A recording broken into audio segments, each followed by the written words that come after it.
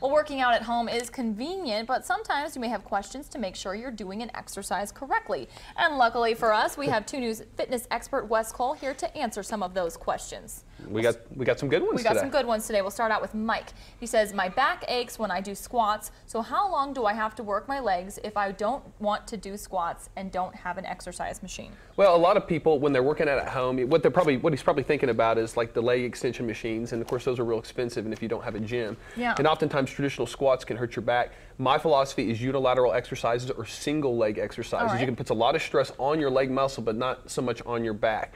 This is a great exercise to do if you have just something, you want to get on something sturdy, like a real sturdy chair or something, but a single leg step up right here is excellent. It really works all the quads. It works the same muscles that you would on a squat, but it takes a tremendous amount of pressure off your back. But like I said, make sure you get on something pretty solid. And this is also very sport specific. A lot of times we're going upstairs. And of course, don't forget lunges or anything like this. These are great exercises that really, we all know how sore lunges make us, make our legs. But particularly, our back isn't real sore. So this takes a tremendous amount of pressure off your low back. Give it a shot and try it. It's a great way to really work your legs if you don't have access to a lot of heavy equipment and you got a kind of a finicky back. Now, would a stair at home work in place of this right here? Absolutely. Wonderful. Absolutely would work. But like I said, be a little bit careful because oftentimes these lunges, you don't realize how sore you're going to make your legs till the next day. I did that actually this week. I did a bunch of lunges and I think I'm still sore today. Oh my gosh. Our next question is from Julie. She says she plays football at high school and gets a lot of the girls get knee injuries. How can I protect mine? Well, it's actually real interesting because female athletes in particular have a much greater risk of ACL tears. Oh, wow. And I think it has a lot to do with they're not used to moving laterally.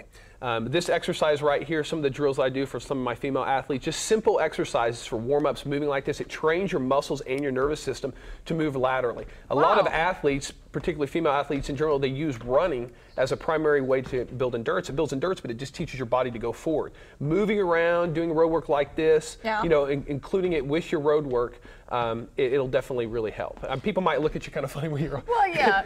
You would think Beth might look silly, but she's actually really nimble right here. It's not something everybody could just do. And you'd be surprised too. No matter how much I get people that can run miles and miles, but when I start get them to move laterally, they have a lot of trouble. So just practice that. Thank you, Beth. You look great.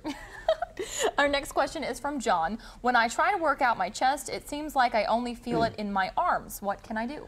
Well, this is a great exercise that actually Arnold Schwarzenegger used to bring up years ago, but it's called Preexhaust. And particularly people with long arms, their arms take a brunt of the load when they're doing push-ups. But what Beth's doing right here, she's doing a triangle push-up to really exhaust her arms. This is called Preexhaust. Wow. She's doing something, her triceps are getting real tired, and then immediately she's going to get her arms out wide and go into a chest exercise. And now that the only muscle that's fresh is her chest, she's just going to force her to work her chest muscles a little bit more. If that makes a little bit of sense, if you use your arms a lot when you do push-ups, exhaust your arms out first and then immediately go to a more of a specific chest exercise. It's called Pre-Exhaust. It's a real good concept. It's a good way to kind of force the lazy muscles in your body to work. Sure, and Beth is a beast. Look at her go. She's tough. I know. Thank you, Beth. Awesome. And this is our next question from Aaron. Can you build muscle as a vegetarian? It's a good question. You know, absolutely. Some of the strongest guys I know are vegetarian. Really? You know, but it's important to remember that the vegetarian diet is not something you can wing. It's been my experience that if people just go, oh, I think I'm going to become vegetarian, they don't really have good results. Vegetarian diet is something that it takes a lot of research, maybe talking to a physician. People always used to tell me that diet is powerful medicine. It's not like switching up from squats to lunges. Talk to your physician, maybe talk to a registered dietitian, really lay down a good plan because, you know, vegetarian diet, it's great, but it takes a little bit more planning. Absolutely. Thank you so much, Wes. We always appreciate the answers to these questions. If you have a question you'd like Wes to answer, just go to our Facebook page, KJRH TV, and post it to our wall, or you can call Wes at 749-0960 or visit his gym on 46th, just east of Sheridan.